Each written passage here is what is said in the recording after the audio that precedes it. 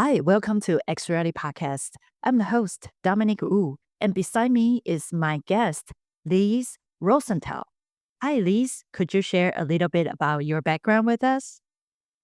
Hi, Dominique. Thank you so much for asking me to be on this podcast. Hi, I'm Liz. I'm a curator, an executive producer, and a strategist for immersive arts and media. And I've been working in this space for many years. I originally started my career in independent film back in the end of the 1990s. So that shows my age.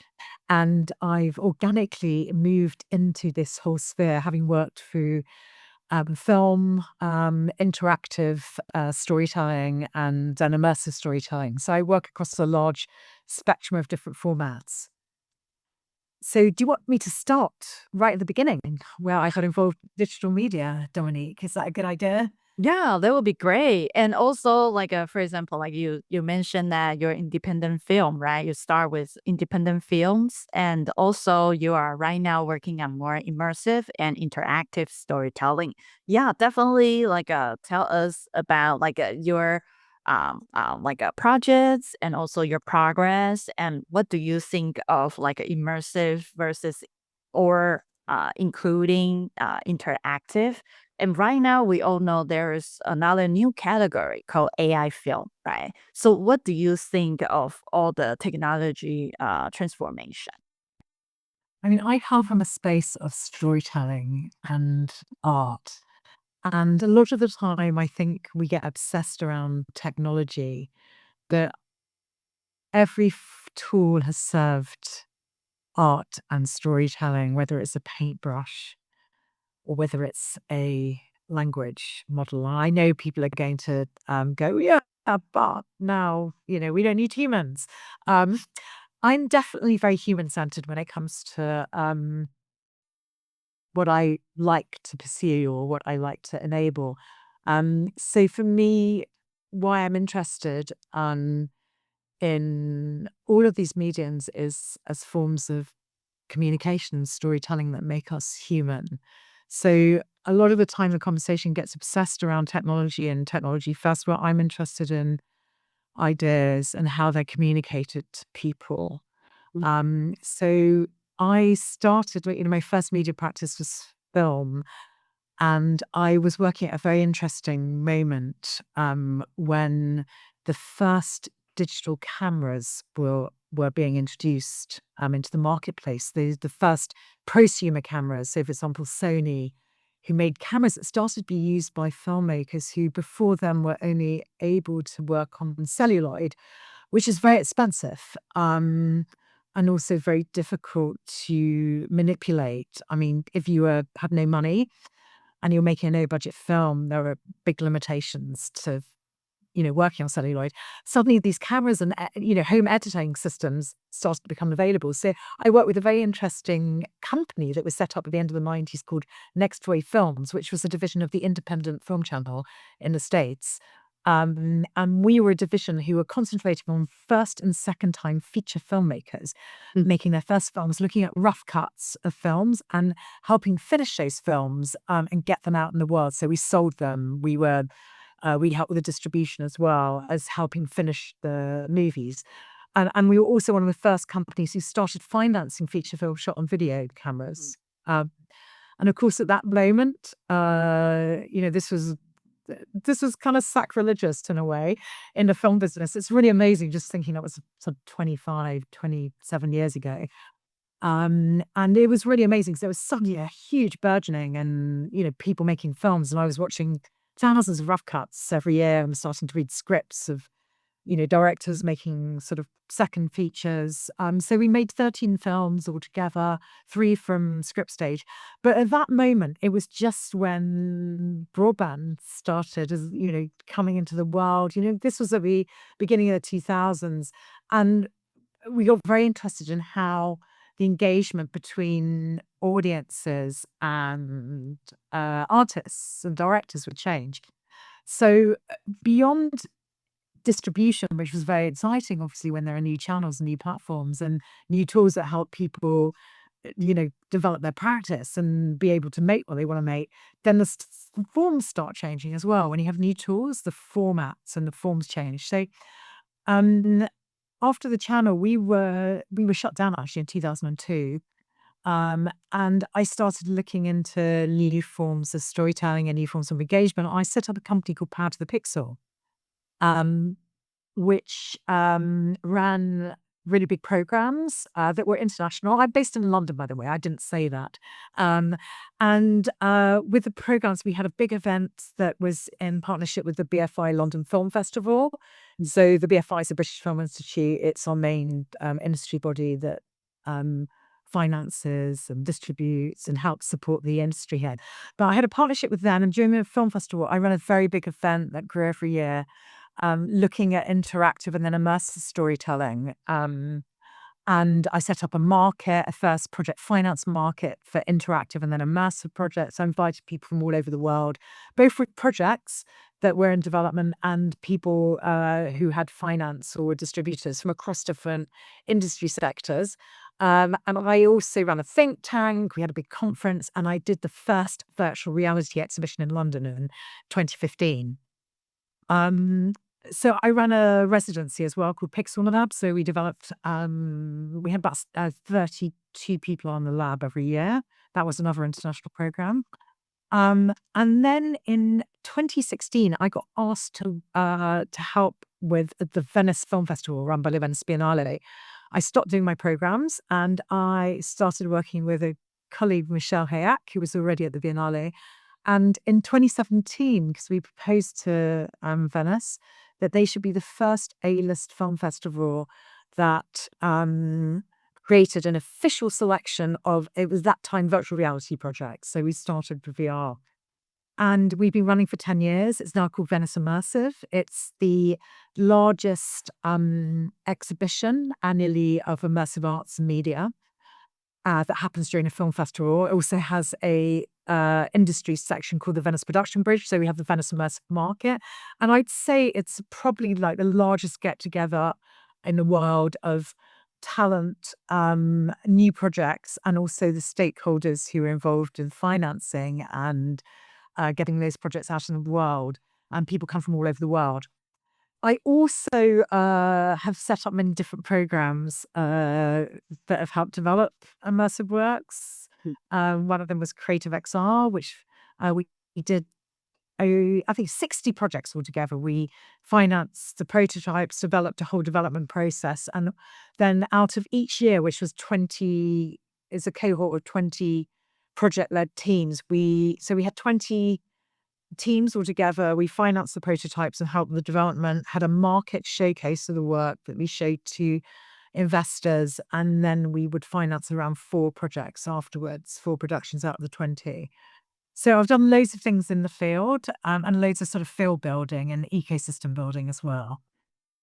Wow, this is amazing. Yeah, because you mentioned that you start with independent film and later on you start like more like immersive storytelling or immersive VR films starting in London, right? And then later on working with a group of people and start the Venice film, more like a VR sector. So what do you think the difference between the traditional film and immersive film? Yeah, because I try some VR 360 films.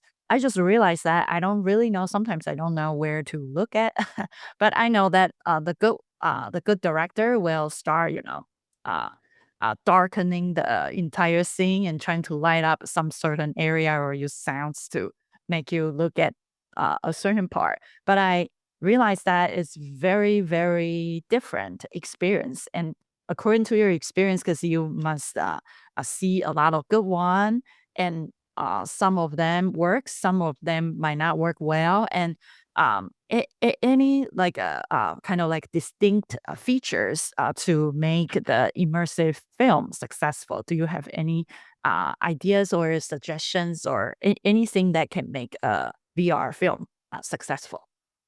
Well, let's talk about the word immersive, because immersive is a very large category and means many things to many people.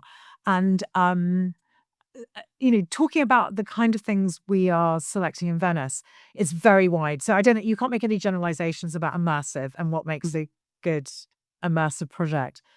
Because let's talk about all the different forms that we're talking about. So in Venice, we've shared a lot of projects that are in headset.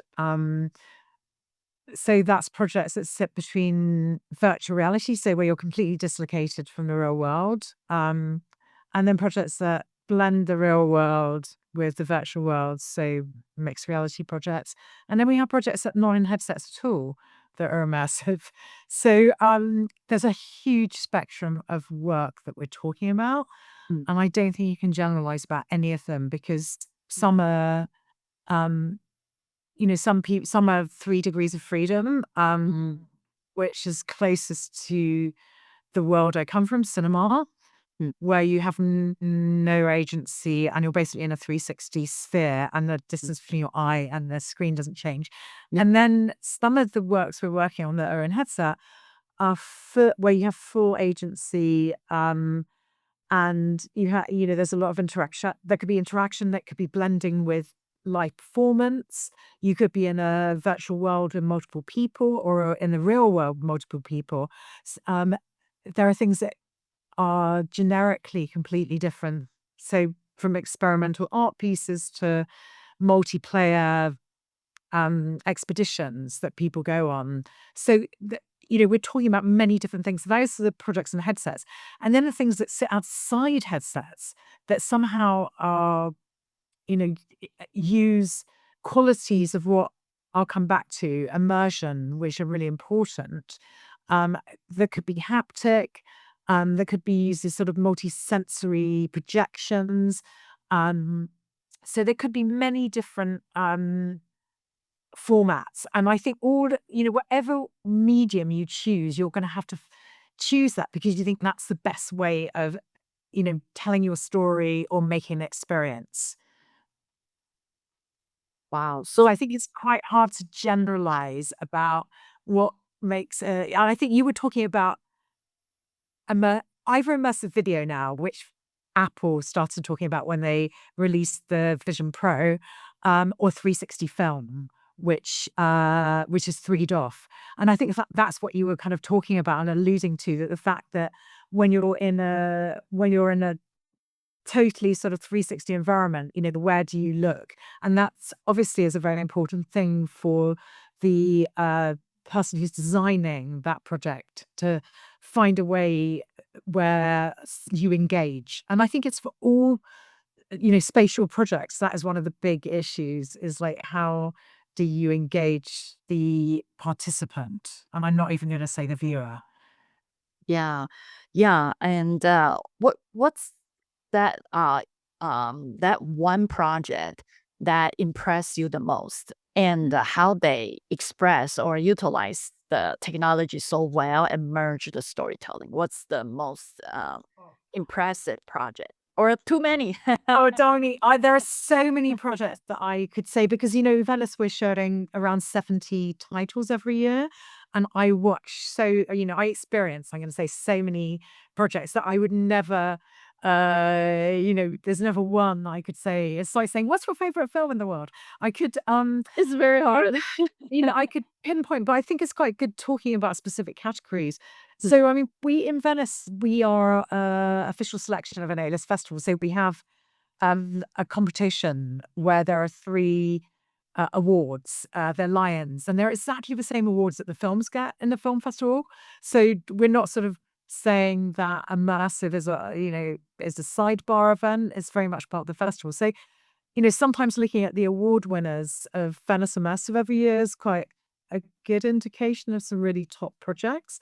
But that's a jury that decides them, and obviously the jury has its taste. Yeah, yeah. But some of our 3 prize winners every year are incredibly strong projects. So I can talk a little bit about those. For example, a director who comes from Taiwan Oh, called Singing Chen. She's won 2 grand jury prizes, and she's an exceptional director who has, who's a perfectionist, who understands the different forms she's using. So the first project where she won the grand jury prize was in 2022, I believe, and it's called The Man That Couldn't Leave. And it was a live action shot 360 film, and it's so exceptionally well directed. So actually what you were talking about at the beginning, she is a perfect example of someone who is a true director, who has a creative practice, that she has adapted to spatial environments.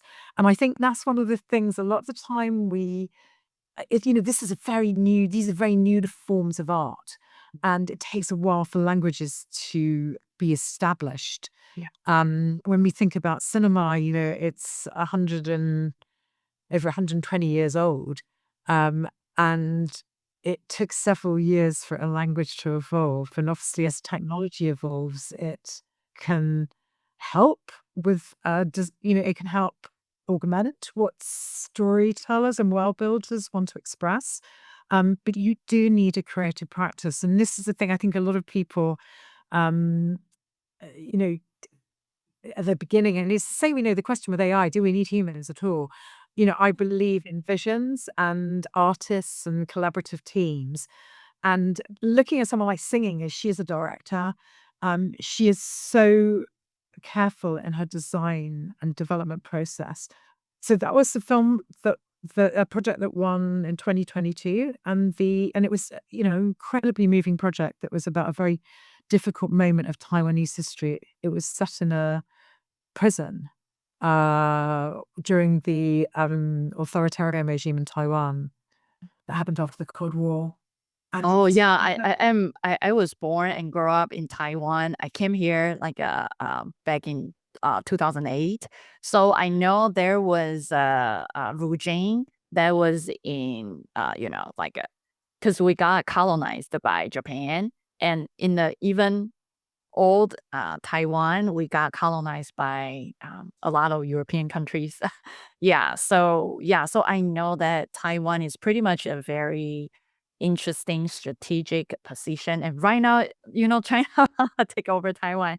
So yeah, there were a lot of wars, and also we got understood. We went through a lot of different regime change from Japan and to China, and then we oversaw. There was a very famous event called 228, Erba. So yeah, there were like the entire Taiwanese was fighting with the China take over because like a World War II, China won, and there was a entire whole story. So yeah, this it is was. after then, though. This is after when actually this was an American supported regime after the Cold War, when there was the obviously from communism. Yeah, yeah. America obviously helped a lot of regimes be set up in Yes. Latin America, Yes. Taiwan was one of them. So there was a very hard regime. This was after the Second World War.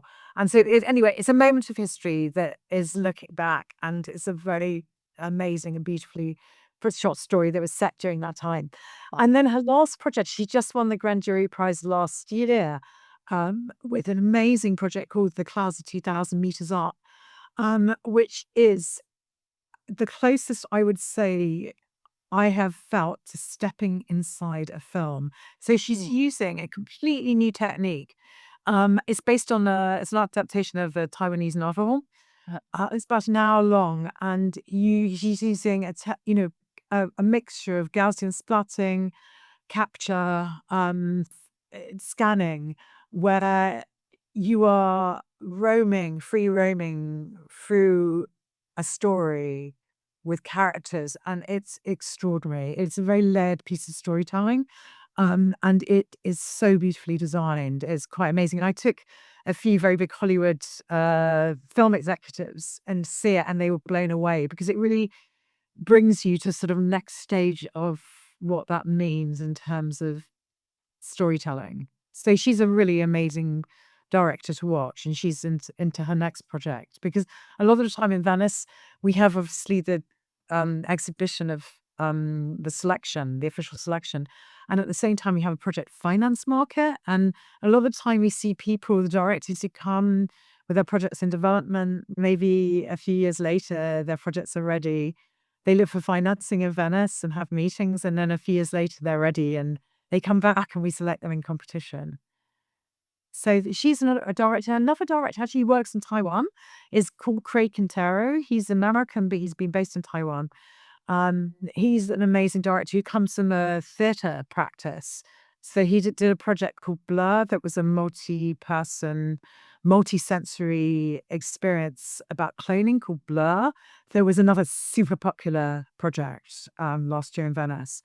That's his fourth project he's having in Venice. So I think it's a matter really of now we're starting to see directors and teams really develop their practice, where you're really seeing a body of work that's growing as they, grow their skills and they develop their language and spatial mediums.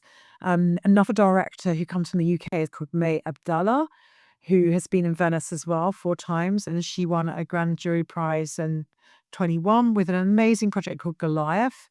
Um, that uh, is a series of projects around people being diagnosed with mental health conditions. So this is the story of Goliath, who was diagnosed with schizophrenia when he was a young adult and spent a lot of time in institutions and found his way back into reconnecting with people through multiplayer gaming, online gaming. But this is all set in the VR, and it takes you through his world, and it really allows you to embody this world. And Amaze comes from a multi-layered sort of multidisciplinarian background. She's a documentary maker. She's an immersive theatre maker. And so she combines all of these kind of practices together. So often we find people who understand different practices as sometimes the people who work well in spatial environments, because I think a lot of these works are bringing together skills that come from theatre or immersive theatre, from gaming, um, from storytelling, from different backgrounds, from cinema. So there's a merging and a blending of all of these different practices. Yeah, yeah. I just look up the online about the Taiwanese. It's very easy to find. I just type like keywords like a Venice film, VR, Taiwanese direct like a film winner, and I saw the entire like both Chinese and also English feature about her. Yeah, and I saw a couple of like the just look at the film poster, I can feel like wow, this has a lot of local Taiwanese elements that tells Yeah. very different stories than mainstream stories, such as whatever we see on Netflix. I think for a lot of like storytellings that right now is really good and popular, or like make our eyes refresh, is the story that is so unique happening to some different areas that we didn't notice, and it's not really mainstream, but tell a very unique perspective from the kind of like the different group of people. Yeah, so I think those are pretty interesting. And the other, like a film festival, is more like a new one. It's like I remember I saw one is from Google. Google partner with another kind of like it's like $1 million or like a types of like a film festival, and they gave like a huge prize grant for directors using AI, but you need to use like certain types of tools to create films.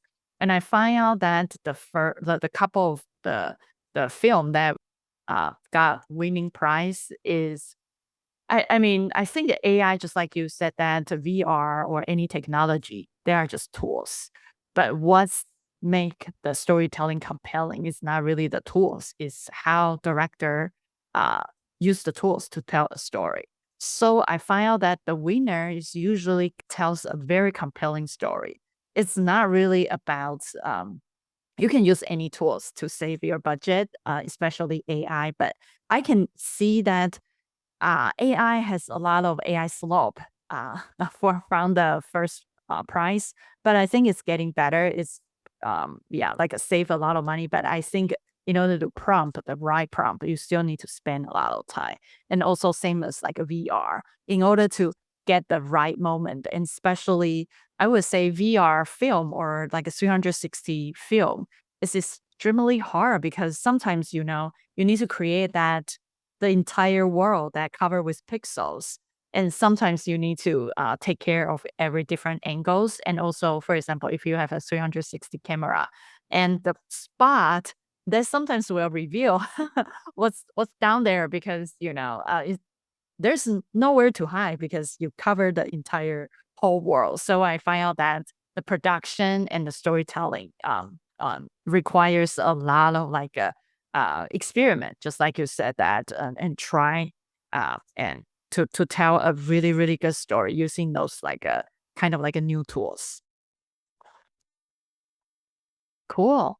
And then um, what do you think that the business side, because you keep mentioning like the financial part, like for example, like what types of, for example, like what types of films that need to get through this like a types of financial. And I know that for films, the traditional films needs a lot of budget. But right now, I can see the team can become a little bit smaller. And when I saw a lot of like a Hollywood, right now, I don't know because I'm not film like a major or anything, but I can see because of the technology. Some people might seeking for budget because the traditional one, as far as I know, you need to get a big budget in order to start casting. But right now, I think there are a lot of ways to uh, kind of reflect directors' ideas using different ways. So, what do you see about the financial or how to get the budget done for the team to create? Like, what's the difference between the traditional one and right now the spatial or VR one? Um, I think, that's a lot of different questions. Um, so, um, it takes really big teams making spatial entertainment. I mean, the budgets are really big. I mean, you're talking about a lot of different things. But 360 film, you can plant a camera and just film something, and of course, you've got to clean it up. And things like a budget for a 360 film can mean you have to get to an environment, and it could cost you a lot of money, and you could have big crew. So, it's not all about using technology as well. And some people may say, oh, but we can, capture this in a Yeah. professional production. Mm. And so, yes and no. We're not quite, we still haven't got rid of all of the means of production. And I still, obviously things are being torn apart with AI, and it's going to really change a lot of different businesses, whether it's media, whatever business, whether it's accounting, whether it's medicine, a lot of things are going to change because of AI. Uh, when it comes to, let's talk about where we are at the moment though. Um, because we're talking about loads of different formats, and these projects that are interactive and a spatial and a 6 degrees of freedom. Mm. Um, it depends on the scale of what you're making. I mean, it's like any piece of art or any piece of media or let's say, piece of media and film involves a lot of different aspects. So if you're making something that is professional, that is going to go, and I'm not talking about something that's filmed, that's on like this, we're making a podcast, and there are people making their own social media content that they can make by themselves with, one camera or a phone camera. We're talking about substantial works that have complex world building and have complex storytelling and have complex interactions that involve a lot of design principles and coding and a lot of skills. And even a lot of the people I'm talking to who are working in different aspects of this, whether it's sound design or composition or music composition, you still can't, you still need to uh, have artistry and design involved. It's not going to be done by machines. Like, there can be some things that are tidied up and cleaned, but at the same point, sometimes it takes longer thinking you create things with AI than doing them in a more manual way and then using AI tools to clean them up. So I think it's all about designing different workflow processes. Let's go back to what you were talking about, the financing and the business models, because what is working, and that's the thing that we got to talk about is what has changed, especially with work that's in headset, is that the online platforms are not very have not been very effective for the kind of makers that I'm talking about, because a lot of the time we're reliant on, Meta, for example, or other platforms, especially Meta, who used to put money into financing, narrative content, and now they don't. And I'm not really interested in them promoting that content anymore. So what's really hard is the fact that distribution is very difficult. And if there are no platforms to distribute to get um, to people at their homes or online, then you have to find alternative ways. And so what we're seeing at the moment is actually venue-based work is where it is at, and where immersive experiences are growing. And there's going to be a huge business for these types of immersive experiences. We're seeing them already.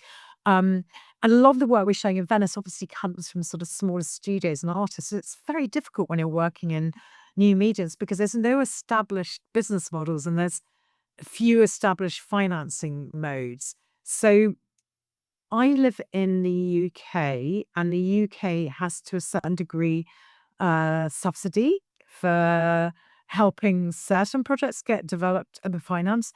In certain countries in Europe as well, there's really good subsidy, like in France, in Taiwan. The success of a lot of what they have done has been because they've had such amazing support to their ecosystem from the Taiwanese government, who has done some amazing support. And without that support, these projects would not be made. Um, and, there are companies like HTC, which is another Taiwanese company, who have, a program called Vive Arts, which has financed a lot of different projects.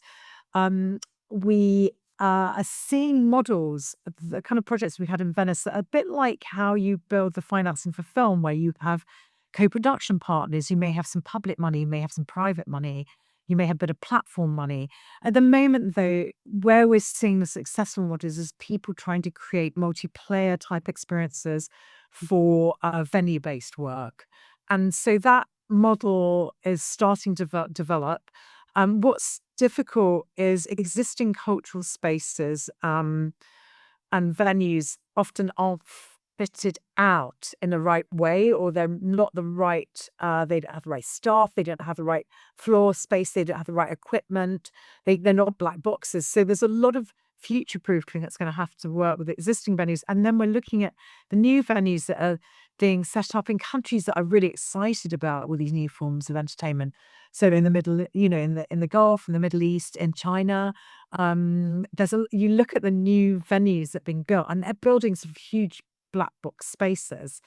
Or there are studios who've developed formats that are touring around the world. So there's a French studio called XReality that does it has a format called the Immersive Expedition format, where they created about 6 different IPs, where they can have, several hundred people experiencing something together in the same space at the same time. We're seeing new types of performing arts work that is blending performance and headsets that are for multiple people. So we're seeing people come out with new types of works that involve multiple people at the same time viewing things in venues. And then there are things like, if you look at the success of shows like ABBA, that's an immersive experience, obviously completely different, not in the headset. That's a whole venture that has apparently, the turnover in London for the whole experience is 1.4 billion dollars or pounds, actually, that is brought to London. It's huge. And you see things like the Wizard of Oz and Sphere in Vegas, and how successful that's been. That's a form of immersive entertainment. Obviously, these are big mainstream products. And it's in the same way you could talk about film. There's films that are much smaller budget, the kind of films that I was dealing with at X-Ray Films, that, were $100,000, or some that were made for nothing, or $300,000. And then there are budgets that are like $200 million. And, those are kind of like completely different projects that have completely different financing structures and completely different distribution. So we're talking about a lot of different things.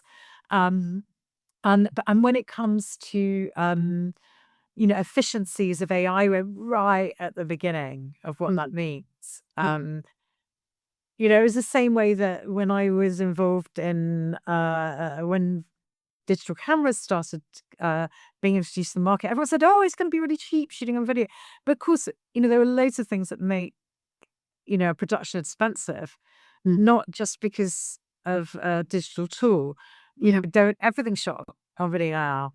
It doesn't mean that it's cheaper, and obviously there are going to be workflow processes that are cheaper. But we don't when it comes to issues of copyright and what are we going to do about people's personas and stars appearing?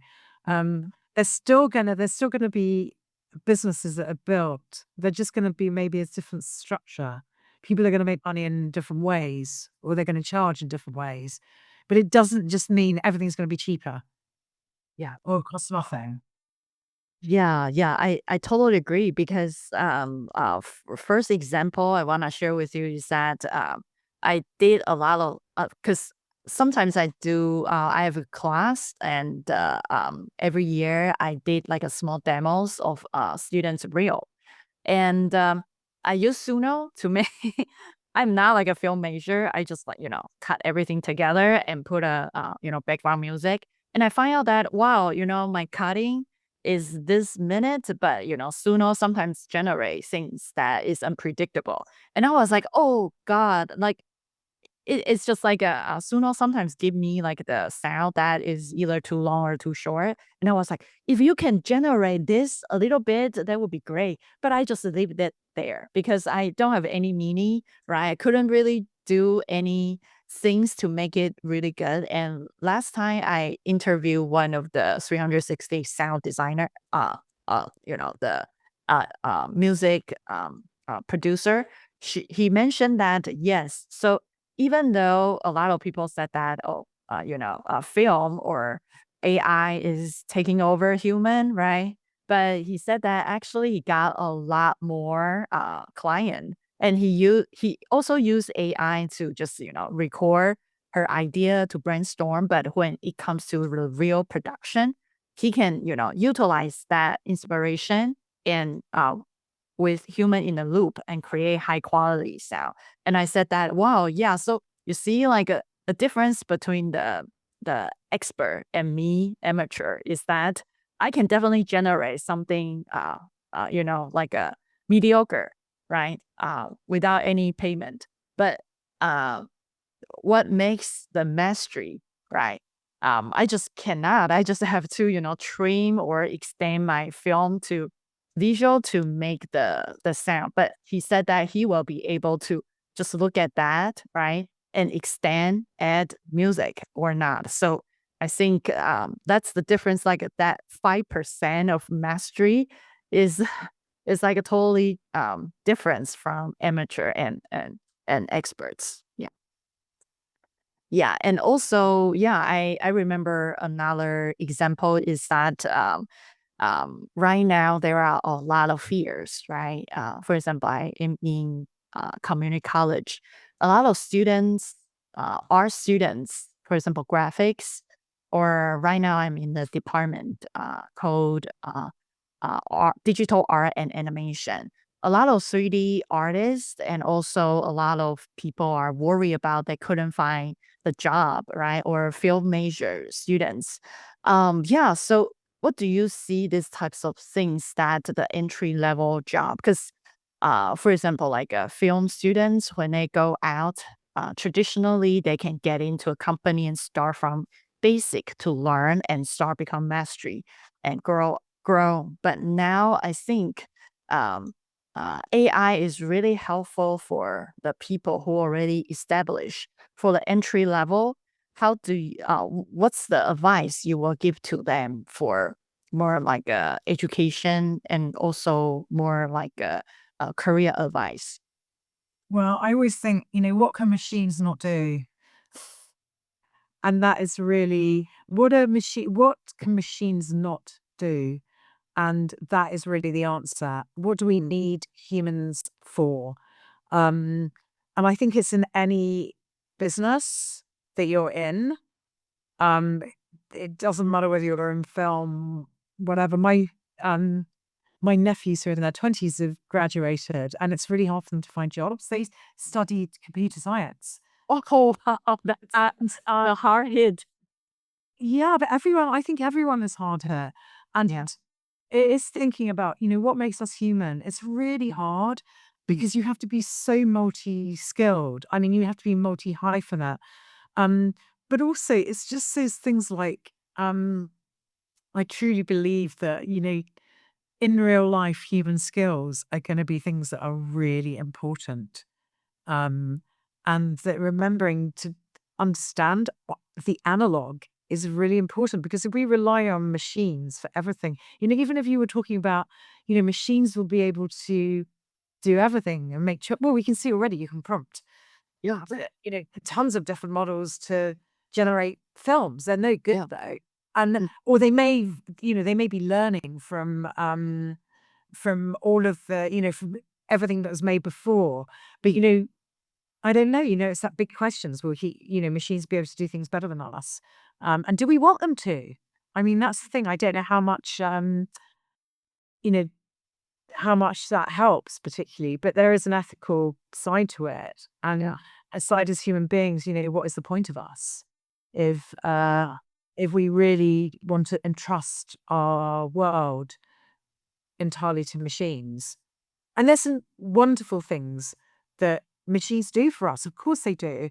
Um, but it's kind of like thinking about what are the limits. And I don't think that most of the big tech companies, where we're talking about the big tech companies Mm. and as we know, um, you know, all of these cases that happened with ChatGPT and OpenAI, Mm. and the sort of ethics around, and as we know, as people use assistants, or they have personal bots who take over from being, the personal relationships, you know, Yeah. can we really trust those, um, those personal agents to say the best for us? I have a lot of questions from what's happened. Um, and I'm not saying that AI cannot be used really amazingly in for the people's personal growth in certain ways. I'm just saying that we have to always question who is behind it and what are the motives. So if a company is all around, and we know this, we've seen it with social media, what the interest of the company is engagement. It's Yes. not around the ethics, and it's about engaging you for as long as possible. Yeah. And that is their business model. And that is not necessarily a healthy thing for us Yeah. as human beings. So it's really interesting. I know that maybe not the answer to your question, but mine is like, actually, these kind of human-centered skills are probably things that are going to be really important. So if you don't know having, and I know it's really difficult because you have to Mm. have so many different skills now, Yes. which in a way these tools can help you have. Yeah. So I think being as well-rounded as a human as possible is really good. And being I'm the generation, this says a lot about my age. And I was No. brought up in an analog sense. I had to write my papers at university by hand. And I know how much things have changed since I don't do anything. I don't write anymore. I used to be able to write a several thousand word essay in one go, in a line, in a linear way, because my thought processes were much more skilled and well-rounded, and my processes of analysis were better because I didn't have the luxury of being able to pull things off the internet, or getting someone to correct things for me, Yeah. or as many people are doing. And I have many friends who are university professors who are so bored of reading AI-generated papers. Yes. Yes. I see it the whole time. I see applications, for things. So I see CVs, and I can fiddle the machine, Yeah. and they're boring. They're really boring. The things that have Yes. been generated. So for me, the idea of creativity is what Yeah. makes us human. If we're not creative and we don't have an imagination, we are not human beings. Yeah. And so Yeah. that is the beginning, is the idea that, we have to exercise our imaginations and our analytical skills. And those are the skills that people are going to need they're going to need those skills. And even though we can say, oh, machines can do things a lot better, that remember the machines have been fed by us in the first place. Yes. Yes. Yes, I agree with you. And machine, for example, like if machine cannot tell the personal story well, right? Like a personal story that touching you, right? Because I think for the LLM, it's more like averaging out all the data. So when it spit out the words, it's just prediction what's the next word should be. So yeah, everybody just generates something very similar. You can see. Do you know why I think I'm really interested in spatial mediums? Is because you are embodied. You're embodied with your body in a medium, in a space. And why I've become so fascinated by spatial mediums is the fact you need this system Yeah. to be able to read the world. And a machine, it may be able to. Actually, I'm kind of contradicting myself. Of course, a machine will. Yeah, the robots is coming. Ordering. Yeah. And we will create things that are kind of like a mixture between synthetic and biological. And we are already. Yeah. Yeah. But at the moment, Mm. that's what makes me, that's the difference, is I am embodied and a machine does not have this incredible system Yeah. that is connected to so many things in our universe. Yeah. And that is the difference. So, as you said, a machine is learning from patterns Mm. um, and from other things. But I have intelligence as well, and our bodies have intelligence, and we must Yeah. remember that as we. I think our 20th and 21st century, especially our 21st century life, has disembodied us. So we forget that a lot of time we spend on screens and we're just using our eyes. Yes. And And hands for keyboards. we've forgotten that we're a whole multi-sensory system. So Yeah. so it's an interesting thing. There's a project that I'm an executive producer on that Mm. I love, and it came through one of my programs, Creative XR, called Soul Paint, Mm. and it's about the whole idea that we do not have words to describe often how we feel, Mm. and the tagline of Soul Paint is "Where do you feel?" So it's using a process where you of interoception mixed with a practice called body mapping, which is an art therapy practice where in art therapy you would lie down on a piece of paper and someone would draw around your body, and then you'd use different colors to draw how you feel or where you feel in your body. And it's often used as a practice for people. It could be a mental health practice or a practice of people who feel, um, you know, you know, they have a sickness that more is physiological. And it's the whole idea. We've developed a whole set of animated brushes, um, where you can draw how you feel in your body. You go on this kind of journey into this world where it's your avatar of your body. You step out and then you draw, and then your avatar moves, and then you hear the stories and see the avatars of other people, and then you can take your avatar home with you. Your moving avatar um, that has described what you can't describe in words. So we've had amazing experiences. It's used in therapeutic sessions, areas as well as in cultural spaces. It's an amazing project. And it's a perfect example of why these mediums are so powerful.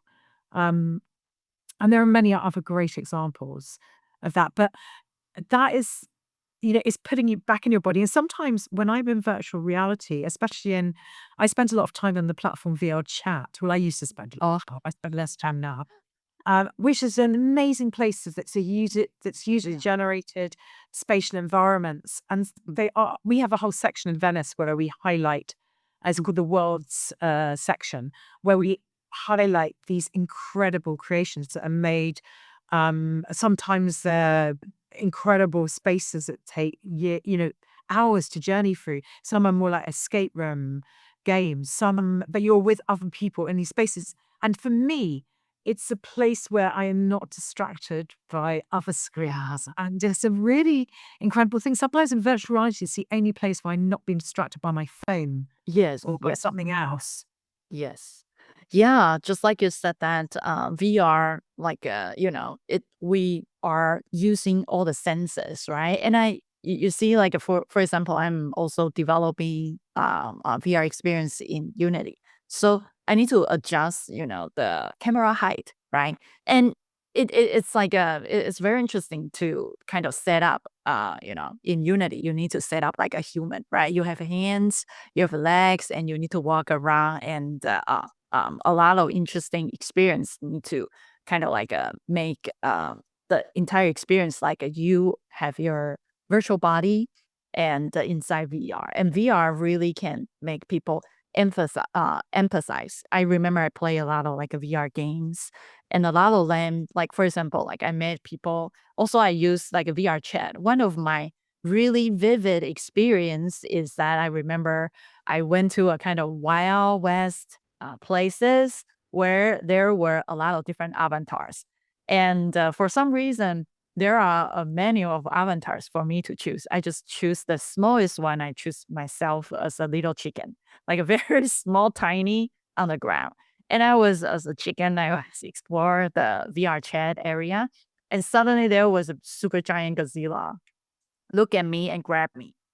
And I was screaming, like, "Oh my god, this is so scary." There was a big giant monster and grabbed me and on the hand and look at me. And I was totally terrified. And I was like, "Oh my god, that was my first time feels the danger in my life." And I immediately just take off the headset and I was like, "Wow, that was a very immersive experience full of terror." Yeah, so I think for the embodiment, it's definitely can help us to feel more, and part of our memory is more like a emotion, right? Emotion is also help us to memorize things. So I think those are really, really interesting. So, what do you suggest for example, like film education, right? Because right now in like a chancellor's office, a lot of teacher are talking about no AI policy, right? Okay, so for example, professors are like, "Oh, I was trained without AI, you can do that, so there's like a no AI policy." But there's another argument is that, oh, right now all the industry is using AI. If you see Jensen Huang's recent talk, he said that in the future, a company either consume tokens or produce tokens. So pretty much like that. And a person who got hired need to use like in his standard need to use at least half of that person's salary token. Otherwise, he will get alarmed, right? So Sorry, I don't understand. What do you oh, mean tokens? yeah, tokens is more like, for example, we use ChatGPT and there's a bar, usage bar, right? It's like, oh, you need to finish using this. It's like the same as a lot of big tech, like a Meta, right? Like other companies. Right now, for more software engineer, they have like, for example, like a dashboard for each employee to see how much token they are using. If you use more, it means that, oh, not only you use your personal skills, but also you leverage AI. So the dashboard you will be more, higher. And that system right now is implemented into a lot of big tech to encourage employees and also be the kind of like assessment to your performance. It's like the more token you use, the more productivity, which is not really because AI is slow, right? And a lot of people just said that, oh, I just keep that wrong quality assurance like QA or PR. Just keep it around so it consume token. But right now, the big tech's direction is more like, or the company's direction is more like, I hire senior and I give them a lot of tokens, and I check whether they use it or not. Yeah, and so employees has to work on the token base. So the professors at schools also worry about, for example, if they are not introducing AI, it will make students, for example, like I also have a startup. Some students from community college come to my startup and say, I have no AI policy, so I refuse to use any AI tools. And I ask them to use Nano Banana to generate some images for some thumbnails, and they just say, "Oh, no, no AI." And I said, okay, then maybe use Photoshop to come up with something. But because they are so new, their work is probably more below the production quality, less than Nano Banana. So my question will be like, if you are a professor in school, what and teaching film, what will you teach? Yeah. That's a, I don't. Well, I work with people who already have skills who come out of colleges often, or who are relearning new skills. I mean, I have to learn things the whole time, and I think it's very difficult. I have no idea how to answer that because this is a curriculum issue, Yeah. and I think it's like, okay, I look at what happens in junior and high schools, pre-university. And the curriculum has not changed. My nephews are learning exactly the same I learnt in the 80s. They were doing, several decades after. And that absolutely shocks me.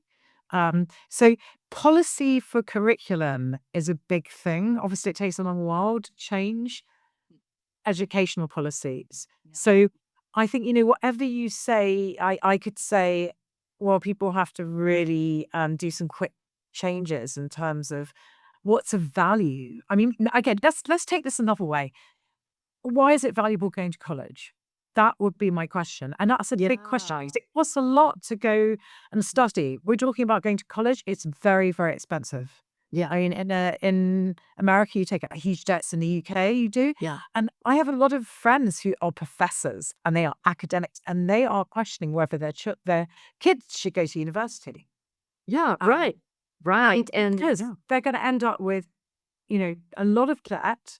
And I mean, the problem is the quality of the course. And this is more that I would say, I'm going to talk to students. I can't tell academics or universities what to do in terms of their course. And I'm not experienced enough to do that. And that's a big, big question. But what is of value to you as a student? And that is a very, very difficult thing to do because Mhm. in the past, I went to university. It was a given that I had to go to a good university, get a good degree, but I did subjects that were non-vocational. And in a way, I believe in non-vocational studying. And that is probably very unpopular because in a way I think as a basis it's really good to study and to build up analytical skills, but I don't know how I think those are of value, but I don't think in our world people believe those are valuable. um and that is the real challenge. But a lot of the time, again, the problem is going to, film school or to art college. The numbers of people in the classes has grown. There's very, very little one-to-one teaching because the whole model of university is falling apart as well. So Yes. it's a really difficult one. And I would say if you were thinking of going to college, you really have to think, what value is going to be to you. Apart from, of course, college, studying is an amazing thing. It's a totally wonderful thing. Yeah. And I wish I could afford to go back to college and study. Um, and I totally believe to become a well-rounded human being, you have to study. But we have so many amazing tools that are online as Right. well, like going to save us. There are so many incredible things. But, to have that kind of mentorship and guidance as well from a good uh, professor or human is totally amazing. It just Yeah. may be a different way. Things are going to be different. Um, and I don't, it's a really difficult thing, but you do need to build up a creative practice. I just don't know, is a college going to be giving you that kind of education? And if I think you need to balance between understanding the language of, well, we're talking about film. There's a language to filmmaking and to Yeah. storytelling in flat screen media that is very established that you need to learn. Um, and otherwise, are we going to give machines? Are they going to do everything for us? Are they going to create all our entertainment? I don't know. Maybe they will. Yeah. Who knows? But at the moment, they're not. And as human beings, are we, there are so many skills and so many questions at the moment that people are going to ask. There was a wonderful article in the New Yorker that was written, um, it was probably about 9 months ago, that was questioning the place of the humanities Yeah. in university and was getting the professor got the students to prompt, ChatGPT to write PhDs and dissertations, and they were pretty amazing Yeah. things they're coming out with. So maybe we just need to really adapt how we're learning. And I don't think that means cutting out all those amazing skills of analysis and understanding how you communicate. And this is in the arts as well, the humanities. And learning to use all these tools is incredibly important. But I think we need to so rapidly change what those curricula are. Yeah. And I look even just at, my nephews, and I know this is a very, completely different than what they learn at school. I cannot believe that they were still learning in the same way. Because I mean, some of the tools that we're talking about are amazing tools Yeah. for learning. I mean, Yeah. when you learn in, when you're in immersive environments, Yeah. um, things come together and you understand. Like you just explained something that's very interesting when you mentioned the time you were in VR chat, when you were a tiny little bird and you were picked up by a gorilla. When you can be in an environment, Yeah. Right. you stimulate what it feels like to Yeah. be smaller or bigger or to travel somewhere and to get an idea of somewhere and what it means to move through it, or to get when you're designing something to be in that space Mm. instead of being on a flat screen. It's incredible what you learn Yeah. and how are you learning, and you learn in a different way. So, but it doesn't mean you should be in VR or the whole time to learn. It's just Mm. we need to think what are the new combinations of skills we need, and this isn't something I have thought about a lot because I'm not in education. But obviously, I think about how much I have to learn and how little I feel I know because I'm working in a constantly evolving environment. So at the moment, it's hard enough for me to keep up with the XR tools, let alone the changes that AI are bringing to those tools, which for us is amazing because, as I was saying, it's so expensive. Yeah. Right. Spatial environments and being able to build 3D models and to do certain Wow. Yeah. things is going to Mm. bring down, is going to be incredible for my sector and for makers that can't afford huge teams. But my thing is, you need those design skills and you need the artistry and the creative practice and the analytical skills to be able to apply all those tools. Yeah, I think that just like you, because you mentioned that all the how to create a really good film. That the skill set like analytics and also creative mindsetting, authentic way of storytelling. I think all those combination is very important. Yeah, so you can use any tools you like and create amazing work.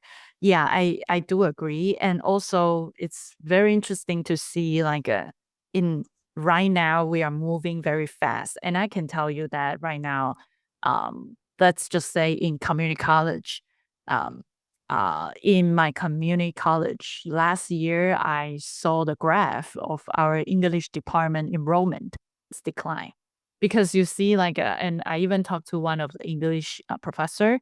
She said that when ChatGPT came out, it's pretty much replaced the entire English major. And I was like, wow, when I was in Taiwan, one besides art is my first, like a wants, like I wanna go to the art school, and the second one is English. Why? Because I mean, I feel like wow, it's so cool to learn a lot of literature, to be more, culture aware. I really like that, and yeah, because but right now you can see because of more like the technology change and people are worried about wow, oh, everybody got taken over by AI and what should they do? And for people who used to editing or writing blogs, you can see like a lot of like LLM tools now is as long as you put your, for example, Cloud Code, you put like a skill.md, you put your branding voice, it will generate somehow authentic because you can actually train Claude or any other LLM your tone by uh, uploading all your articles that you wrote and to train it to speak like you is kind of shocking. So there are a lot of people who start wondering like what's the humanity course, because right now a lot of high school students start picking more like workforce, for example, blue collar, right? And then yeah, my thought is that after all the robot coming, those jobs will, I don't know how long, but you see like they will be replaced. So maybe just like you mentioned that in the past, in the previously, you mentioned that what's the value of attending college, and maybe attending college is the goal is to be who you want to be, right? Who you what you wanna learn and who you wanna be, less of more like, "Oh, I wanna get a job," or "I wanna." Of course, that comes with that, but I think right now the, community college right now currently is focusing on getting student a job, because it's kind of like it becoming more like ROI. When student pay this tuition, we can help you to get this job. So it's still like a factory my setting, but I think I remember I listened to some like for example, Elon Musk mentioned that, oh, in the future, college or learning, go to college is just a choice, personal choice. It's not for sure you have to, but and everybody can do, like a job is also an option because you don't even need to do anything. Is that what we want to that? We just we just rotten there, not doing That's a anything. philosophical question, isn't it? Um, Yeah, if who are we and what are we doing here? yeah, right. What way am I even exist if everything is being done? And I feel so good about, you see, like working in a team and everybody needs your skills, and you feel like, oh, being needed, and you work on something and you feel accomplished. A lot of people treat jobs as their identity, right? And now I feel like because of, you see, AI, and it slowly becomes another different ideas, which is more like, who should I be, right? Like what I want to do in life. So I feel like there are a lot of interesting shifts, right? A lot of people start doing more like personal brand, some interesting personal side project that fits their personal goal, and hopefully can get money in the future. Yeah, so it's a very interesting, or like a shift from yeah, the traditional way and to a new way of I would say Korea. Yeah. So what's that one thing that you still like share that we haven't touched on yet? Well, I probably touched on it before. But the more we are talking, the more, because I think there's quite a lot of young people maybe who are watching this podcast. Is that Yes. the case? Is that I do think you have to remember that we do live in a okay, we're connected to a reality that is 3D and physical.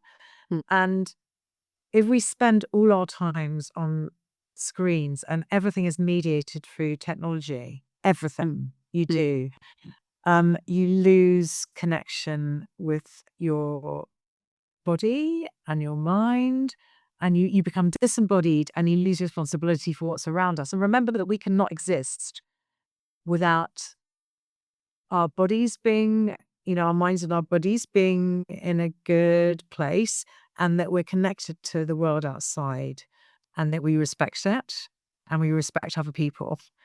And I think the problem is if we become completely disembodied, which worries me as human beings, that we are losing our sense of being human. That is not a good thing. So we can talk about all these tools that can.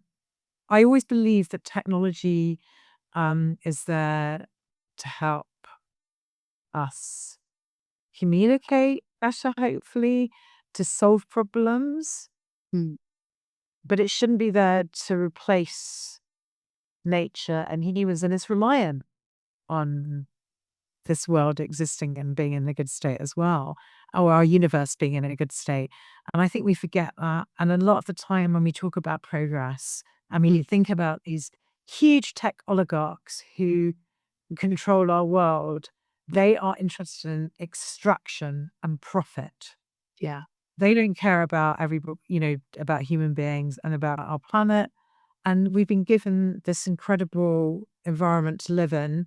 We have these bodies which are incredible. And we should use technology to serve them and to make things better, not to replace us. Mm. And so when it comes to why, art and storytelling, and why are we doing this? Again, it's like, why are you doing it? It's not just to have a job. And whatever you do, I think in life, whatever job you end up in, or whatever you end up doing, is, remembering, that we are human and that the way we do things together and how we communicate with each other is the most important thing, how we relate. Because look at our world at the moment. We have all these incredible tools, but it's a total mess. And there are a lot of, there are amazing things happening, but there's also some disastrous, chaotic things happening. And a lot of them have been fueled by that kind of mindset of the idea that progress is to do with extraction and by doing things that are not necessarily good for humans. And I think, I think it's a lot of artists and future filmmakers or media makers listening to this is just remember that, you're being human is about being creative and having an imagination, and a machine can never replace that human imagination. A machine may develop an imagination of sorts, but it's not going to be the same as our human one, our human experience. Yeah, yeah, I totally agree. For example, like sometimes I see like some AI generate story.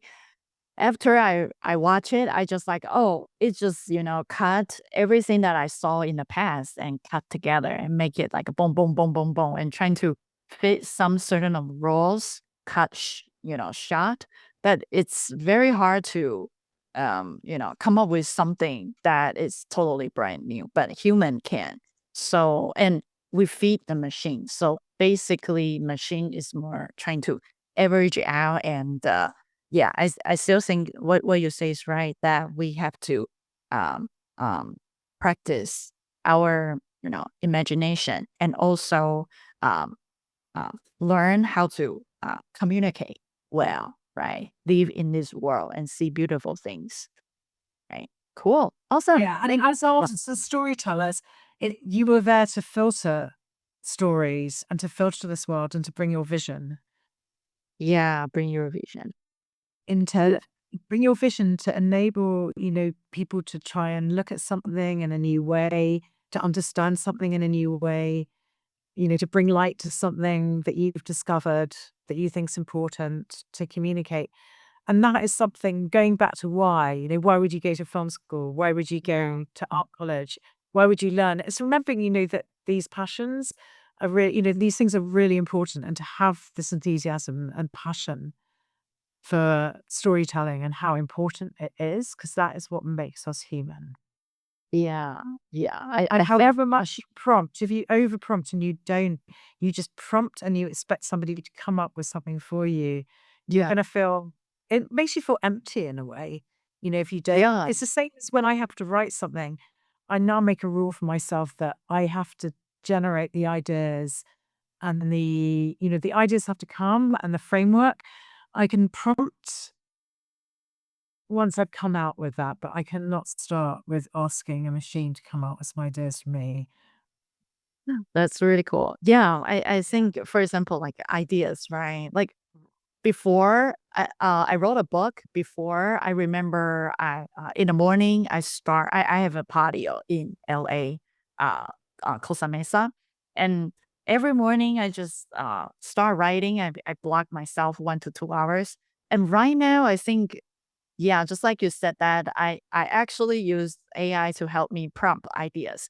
But the second book, I just, for some reason, everything, when I look at the entire structure, it's still very AI-ish. So I might, start rewriting the whole thing just like the old way, block 1 to 2 hours and gibberish and write something actually on my notebook.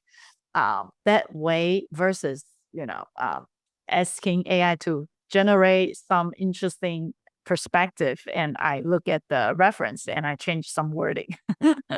Yeah, and I think the the the way of writing, for example, writing on the notebook or have some doodling, it makes me feels like, wow, I'm actually immersed in my thinking. But when I review more like what AI generate, it's more like I feel like I'm outsider and everything it, AI generate. I can tell what's good, what's bad, but at the end, when it puts to my book format, I just feel something was missing.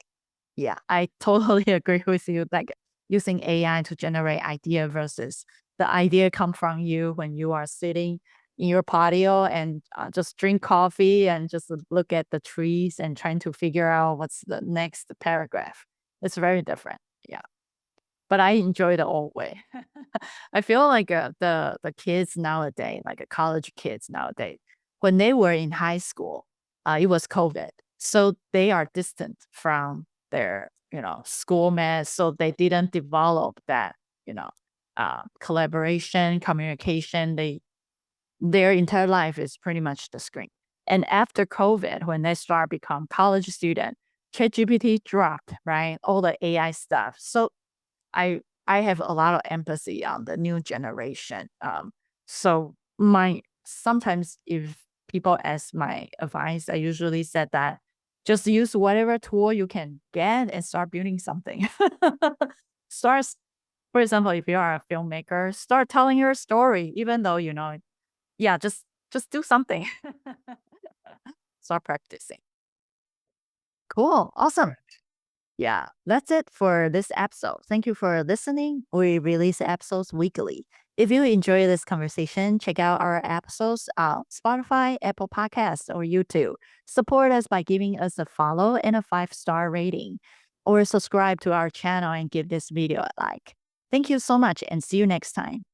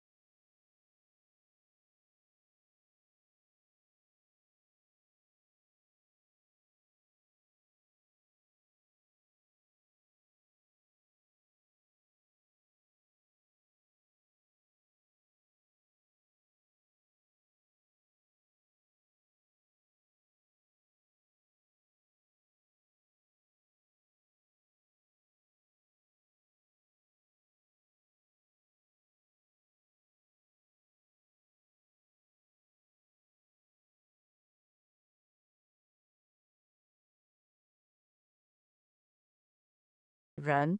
Ren actually is human, two human. So the other side, two lines, that's two. And then that part is human, 人, human. So two Human to human. to human. Awesome. Thank you for explaining that. That makes perfect sense. Yeah, to human. So that is that word. So yeah, so if we can based on human and especially community college, we have a lot of different background of people. If we can give them like a more like personalized, and I think AI can really help us. But also we also address a lot of like AI issues such as privacy, data, right? So pretty much we just go around the world. Yeah. So yeah, I really appreciate Rick, and it was really inspiring conversation. And that's it for this episode. Thank you for listening. We release episodes weekly. If you enjoy this conversation, check out our other episodes on Spotify, Apple Podcasts, or YouTube. Support us by giving us a follow and a 5-star rating, or subscribe to our channel and give this video a like. Thank you, and see you next time.